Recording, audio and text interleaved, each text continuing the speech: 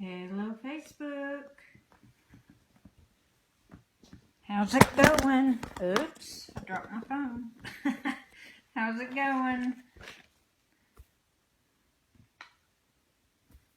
It's the last day. We made it to the last day. So, hopefully this is going to work and record. I came downstairs hoping that being closer to my modem will actually help with my connection. Hi Steve, hi Tiffany, thanks for watching. I'm just going to dive in today and get right to the last word. And I think this word gets thrown around a lot, and when that happens it can lose some of its punch. So today's word, hi Amanda, is love. It has several different meanings. It can mean an intense feeling of deep affection. It also means a great interest or pleasure in something, like, for instance, she loves to cook. And it also means to feel a deep romantic or sexual attachment to someone. So, all of those definitions have something in common. We can't have any of that if we don't know who we are and what we want out of our lives and our relationships. You can't make anyone else happy if you're not happy with yourself first. And to be happy, you have to practice self-love. So just like I always do, I'm going to link a couple of articles in the comments. The first one is from Psychology Today, and it's called a 7-Step Prescription for Self-Love by Deborah, I'm probably going to butcher this, Kosheba, I believe. Not being conceited or full of yourself, but self-love is a state of appreciation for oneself that grows from actions that support our physical, psychological, and spiritual growth. It makes us mature, and it teaches us to learn to accept both our strengths and our weaknesses. So, her suggestions for finding self-love, the first one is to become mindful. Know what you think, feel, and want, and act on that knowledge instead of always doing what other people want you to do. So you have to take a look at yourself and decide what you want, not what everybody else wants from you. Number 2, act on what you need rather than what you want. So this can be a hard decision sometimes. You practice self-love when you stay focused on what you need instead of turning to automatic behavior patterns that get you in trouble or keep you stuck in the past. And we all have our bad habits that we already know what the outcome's going to be before we even do what we're thinking about doing, but we do it anyway.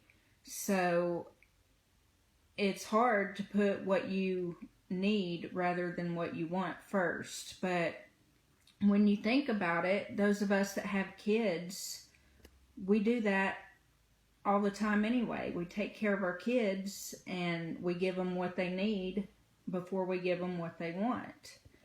And you have to do that in order to raise kids. Number 3, practice good self-care. Healthy activities like good nutrition, exercise, sleep, intimacy, and social interactions. Hey, Tia, you have to take care of yourself. Number 4, set boundaries. This one's hard sometimes. Set limits or say no to work, love, or activities that deplete or harm you physically, emotionally, and spiritually, or express poorly who you are. So in other words, if it brings out the worst in you, let it go. Don't keep engaging in that activity. Don't keep saying yes to things that you know that you don't want to do. So number 5, hey Brian, thanks for hopping on. Number 5, protect yourself. Bring the right people into your life. And I'm going to say this again. Negativity breeds negativity, and positivity breeds positivity. Life is hard enough without frenemies and trying to guess who's in your corner and who isn't. So get rid of them. If you know they're not your friend and they're doing things that aren't healthy to maintain the relationship that you have, get rid of them. Find some new people. Number 6, forgive yourself. You have to accept that you're human and that you make mistakes. Acknowledge it, process it, learn from it, apologize if you need to, and then move on with your life and don't do it again. If you've wronged someone and they bring it up constantly and refuse to let it go even after you've apologized for it, get rid of them. They're bringing that negativity into your life. Number 7, live intentionally. Live with purpose and design. Put the actions behind the way you want to live. If you intend to live healthy, you're probably going to do things that support a healthy lifestyle. So again, nothing changes unless you change. So if you have a certain lifestyle in mind, you're not going to get there unless you put the action into actually doing what you need to do.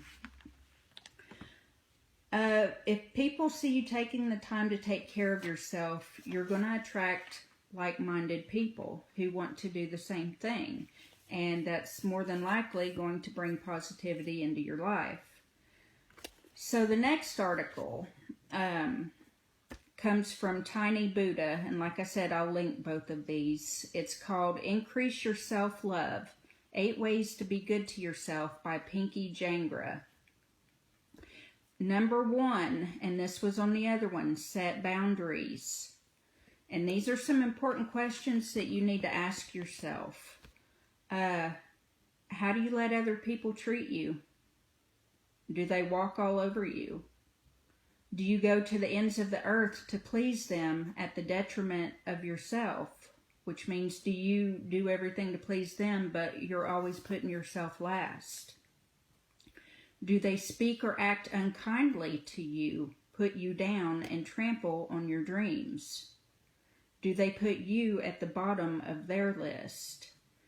Those are some important questions that you need to ask yourself. And if you have people in your life that are doing that, then set your boundaries, limit your contact with them, limit your interaction, or get rid of them altogether because they're not helping you in any way. They're just making your life harder than what it already is. Number 2, watch yourself talk. If you spoke to your friends the way you speak to yourself, would they still be your friends? Things like, you're never going to achieve your goals, or you don't have a right to ask for what you want or speak your mind. Be quiet. Hush. Stop talking. If you talk to your friends like that, would you have friends very long? Probably not. So don't talk to yourself like that. Number 3, take time to do you. Everybody wants a piece of you. Your kids, your spouse, your parents, your siblings, your boss, your friends. When we truly love someone, we take time to nurture their well-being. But how often do you do this for yourself? And we always say there's no time. That's one of the biggest complaints. There's not enough time to do this, and I don't have time to do that. But you can't pour from an empty cup. If you're depleted, your energy's depleted, and your mental health is depleted, you can't take care of anyone else. You have to take care of yourself first before you can take care of anyone else. So number 4, be honest with yourself and others. Hi, Lori. Thanks for coming on. Look at who you really are and speak your truth.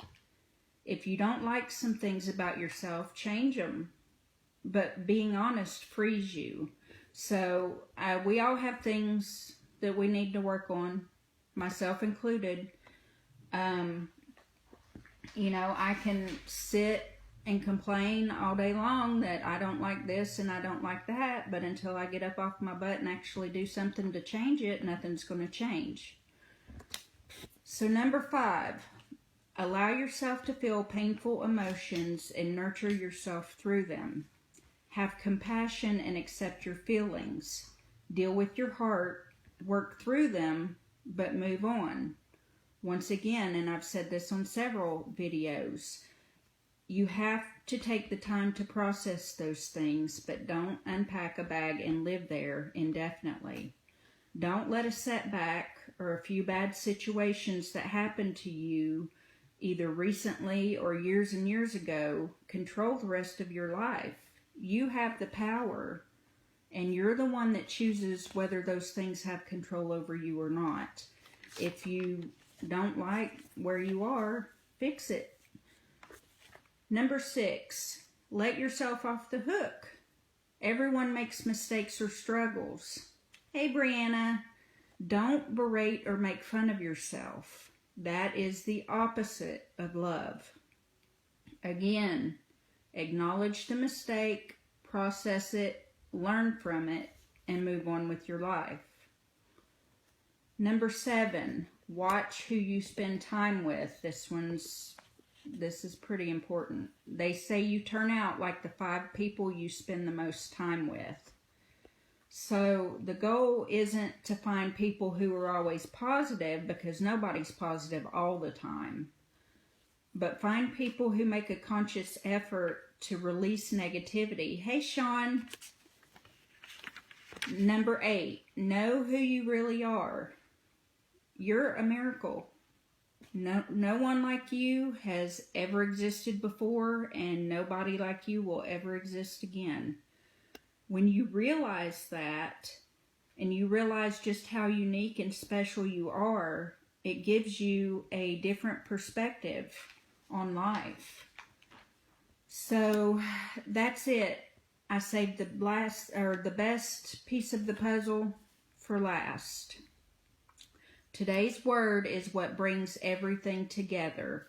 And I'm just going to run through this real quick. So we have negativity, positivity, accountability, forgiveness, timing, change, drive, goals, determination, purpose, hope, faith, comfort, attitude, blessings, values, humor, courage, strength, humble, character, example, dedication, clarity, passion, decisiveness, responsibility, loyalty, and perseverance. None of that can happen or be obtained without work. And to attain any of it, you first have to learn to love yourself enough to want to work on it. Love is the glue that holds it all together. So to those of you that have stuck with me for the entire month, I really hope I've said some things that have helped you in some way, and that you're able to take some of these suggestions and turn them into something positive in your life. As long as Facebook cooperates, I'm going to be taking all of these videos later this evening and putting them all in one file on my Facebook profile, and it'll be public. I'm not quite sure if yesterday's video is going to work right or not. It didn't for me, even though I taped it twice. I'm downstairs in the living room. I moved closer to the modem because Facebook kept cutting me off yesterday. You don't love rocks? I like rocks. Rocks are cool, Lori, but not if you fall on them. So that's going to be it. Like I said, look for this on my profile. Hopefully Facebook will cooperate and let me put them all together. That way you don't have to constantly scroll back to find them. And remember that you're a role model to someone you know. So be a good one. Thank you all so much for watching. I love all of you. Thanks again.